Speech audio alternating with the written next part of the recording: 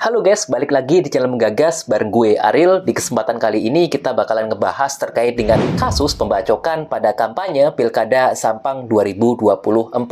Simak videonya sampai tuntas agar tidak salah dalam mengambil kesimpulan.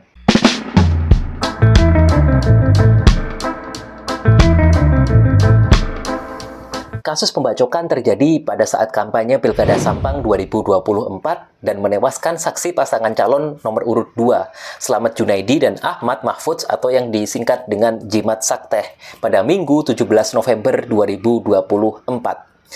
Saat kejadian, korban yang bernama Jimmy Sugito Putra mendampingi kunjungan paslon Jimat Sakteh ke tokoh masyarakat di Desa Ketapang Laok, Kecamatan Ketapang, Kabupaten Sampang, Provinsi Jawa Timur. Korban sempat dihadang oleh 5 warga setempat yang membawa senjata tajam celurit. Meski sempat melakukan perlawanan, korban tersungkur karena kalah jumlah dan mengalami pembacokan. Korban akhirnya dibawa ke RSUD Ketapang untuk menjalani perawatan. Namun sayangnya nyawanya tak tertolong. Wakil Ketua Harian DPP PKB Nadia Alfi Royhana mengecam aksi kekerasan terhadap saksi paslon Jimat Sakteh yang berujung kematian. Ia mengatakan bahwa tidak ada pesta demokrasi yang seharga nyawa manusia. Lantas, kira-kira apa jerat pidana bagi pelaku pembacok Jimmy? Simak penjelasannya di video ini sampai tuntas.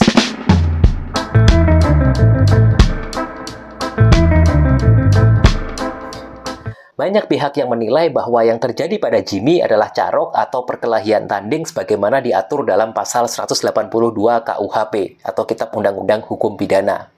Yang mana bunyinya adalah diancam dengan pidana penjara paling lama 9 bulan barang siapa menantang seseorang untuk perkelahian tanding atau menyuruh orang menerima tantangan bila mana hal itu mengakibatkan perkelahian tanding terjadi. Dan juga barang siapa dengan sengaja meneruskan tantangan bila mana hal itu mengakibatkan perkelahian tanding. Pasal ini berlaku untuk memidana orang yang menantang, menyuruh menerima tantangan, atau yang menerima tantangan untuk perkelahian tanding. Sebagaimana dipahami bersama bahwa perkelahian tanding ini idealnya dilakukan 1 lawan 1, atau setidaknya dilakukan dalam jumlah yang setara. Sedangkan yang kita saksikan di video yang beredar yang terjadi adalah Jimmy seorang diri tanpa menggunakan senjata menghadapi 5 orang. Dan mungkin lebih jika kita saksikan pada video yang semuanya memegang celurit. Menanggapi hal tersebut, beberapa pihak juga menilai bahwa yang terjadi bukanlah carok yang dipahami sebagai duel 1 lawan 1 atau duel yang dilakukan dalam jumlah yang setara.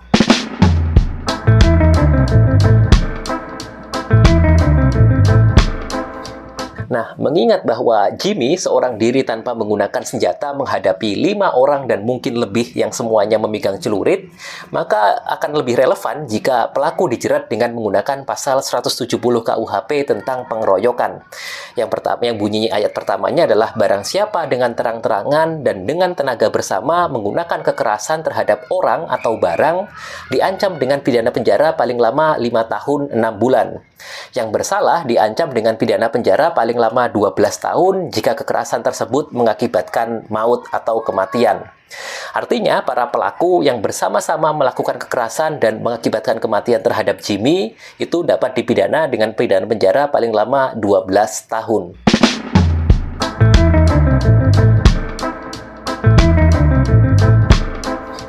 Selain pidana pengeroyokan, alternatif pidana yang dapat digunakan untuk menjerat para pelaku adalah penganiayaan berat seperti yang diatur dalam pasal 354 KUHP. Barang siapa sengaja melukai berat orang lain diancam karena melakukan penganiayaan berat dengan pidana penjara paling lama 8 tahun. Jika perbuatan itu mengakibatkan kematian, yang bersalah diancam dengan pidana penjara paling lama 10 tahun. Artinya, para pelaku yang melakukan penganiayaan berat terhadap Jimmy hingga mengakibatkan kematian itu bisa dipidana dengan pidana penjara paling lama 10 tahun.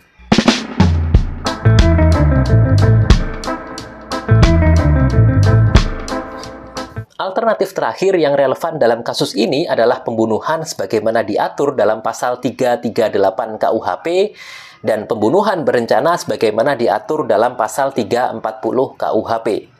Dalam ketentuan pasal 338 KUHP diatur bahwa barang siapa dengan sengaja merampas nyawa orang lain diancam karena pembunuhan dengan pidana penjara paling lama 15 tahun.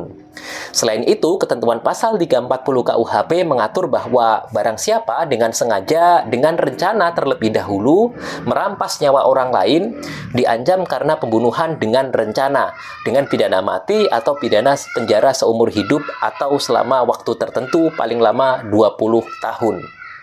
Artinya, jika pembunuhan terhadap Jimmy dilakukan tanpa rencana dan terjadi secara spontan karena situasi di lapangan, tiba-tiba memanas mendadak, kemudian ada terjadi pembunuhan itu, maka para pelakunya dapat dihukum penjara 15 tahun.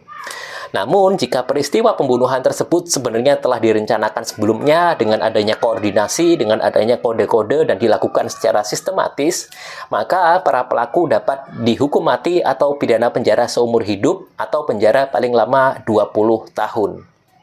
Well, gimana menurut kalian? Pidana manakah yang paling pantas untuk menjerat para pelaku pengeroyokan Jimmy hingga meninggal dunia? Tulis pendapat kalian di kolom komentar. Jangan lupa like, comment, and subscribe dengan menggagas kita semakin cerdas. See you!